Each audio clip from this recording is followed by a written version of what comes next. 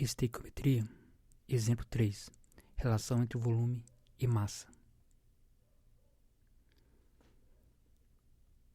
Bom, vamos começar com algumas definições.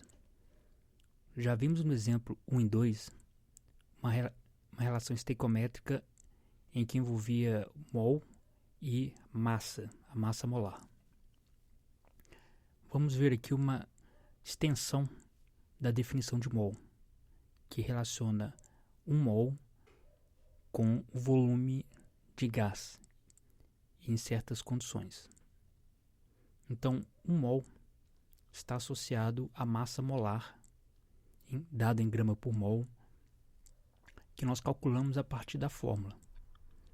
Pode ser fórmula molecular ou o íon fórmula. O mol também está associado a um certo número de moléculas ou unidades químicas, que chamamos de número de Avogadro, que é 6,02 vezes 10 a 23, ou, simplificando, arredondando, 6 vezes 10 a 23. Podemos associar também o mol ao volume de um gás, um certo conjunto de condições, que chamamos de CNTP, condições normais de temperatura e pressão. Um gás nessas condições é chamado de gás ideal. Esse gás deve estar a 25 graus Celsius e a 1 atm ou uma atmosfera de pressão. Caso as condições não sejam estas, deve-se utilizar uma outra estratégia para resolver o meu problema, que não será vista neste exemplo. Aqui temos um exemplo de um problema que deverá ser resolvido utilizando a associação de volume, de mol e volume. Ao se realizar a calcinação de 200 gramas de carbonato de cálcio, nas condições normais de temperatura e pressão, qual será o volume de gás carbônico obtido? Então vamos começar analisando a minha equação química. Nós temos o carbonato de cálcio como reagente, CaCO3, e temos como produto o óxido de cálcio e o gás carbônico, CO2. O CO2 é no estado gasoso. A equação química pode indicar também, de uma forma mais completa, os estados físicos das substâncias, escrevendo-se esse estado simplificado ao lado da fórmula, à direita. Então, ao lado de CaCO3, poderia-se escrever entre parênteses S, de sólido. O óxido de cálcio também poderia ser escrito o S de sólido ao lado do carbonato do óxido de cálcio. E ao lado de CO2 poderia-se escrever um G entre parênteses, indicando que está no estado gasoso. Aqui está escrito uma representação mais simples, em que o leitor deve saber previamente, a partir de seus conhecimentos, que o gás carbônico, a condições normais de temperatura e pressão, 25 graus Celsius, está no estado gasoso. Da mesma forma que nos exemplos 1 e 2, vamos analisar a pergunta, identificar ponto de partida e onde queremos chegar. Bom, a minha pergunta, qual o volume de CO2? Então, eu estou identificando no meu produto o CO2 que eu quero encontrar, a quantidade de CO2 que eu quero encontrar, mas eu quero encontrar em volume. Então, deverei, de alguma forma, calcular o volume que esse gás vai ocupar. O produto obtido no estado gasoso. Estou partindo de 200 gramas de carbonato de cálcio. Então, o meu reagente, que vou levar em consideração carbonato de cálcio, vai ser usado como ponto de partida.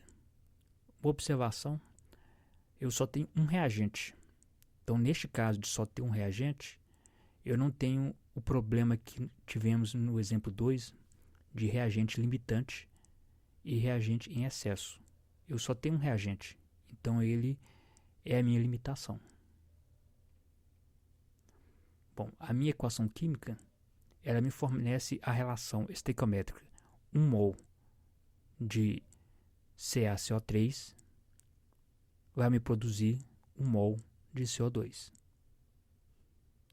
Esse número 1 e 1, ou essa relação estequiométrica 1 para 1, eu obtenho dos coeficientes ou os números que aparecem na frente de cada substância. Como na frente do CaCO3 não tem nenhum número, significa 1. Na frente do CO2 não tem nenhum número, também significa 1. Da mesma forma que fizemos anteriormente, vamos associar com a massa. Então, 1 mol de CaCO3, ele tem a massa de 100 gramas. 1 mol de CO2 apresenta a massa de 44 gramas. A massa molar do CaCO3 foi calculada desta forma. A massa é igual uma vez a massa do cálcio, mais uma vez a massa do carbono, mais 3 vezes a massa do oxigênio. Então, é o número que aparece à direita do elemento químico como subíndice. A massa do cálcio é 40, valor obtido da tabela periódica. A massa do carbono é 12, obtido também na tabela periódica. A massa do oxigênio é 16. Isso vai me dar 40 mais 12 mais 48, que me dá 100 gramas por mol. Ou, cada mol pesa 100 gramas. Fazendo o mesmo para o CO2, temos que a massa será uma vez a massa do carbono, mais 2 vezes a massa do oxigênio. O carbono tem massa 12, oxigênio massa 16. Então 12 mais 2 vezes 16, isso vai me dar 44 gramas por mol. Ou, cada mol pesa 44 gramas. O meu problema pede volume, então já vou fazer associação com volume. Foi falado anteriormente que 1 mol de gás na CNTP apresenta 22,4 litros. Então, essa massa inicial, 100 gramas de CaCO3, ou cada 100 gramas de CaCO3, produzem 22,4 litros de CO2, que pesam 44 gramas. Montando a regra de 3, vamos utilizar a massa de 1 mol de CaCO3 está associada ao volume de 1 mol de CO2. A massa de partida está associado com X, que é onde eu quero chegar, o volume de CO2. Então, 100 gramas de CaCO3 se relacionam com 22,4 litros de CO2, 200 gramas de CaCO3, X. Então, já montamos a nossa regra de 3, é só resolver essa regra de 3. Como já fizemos antes, para resolver a regra de 3, vamos multiplicar cruzado, de forma a obter uma equação matemática. Neste caso, uma equação de primeiro grau. Então, x vezes 100 gramas vai ser igual a 200 gramas vezes 22,4 litros. Obtemos essa equação.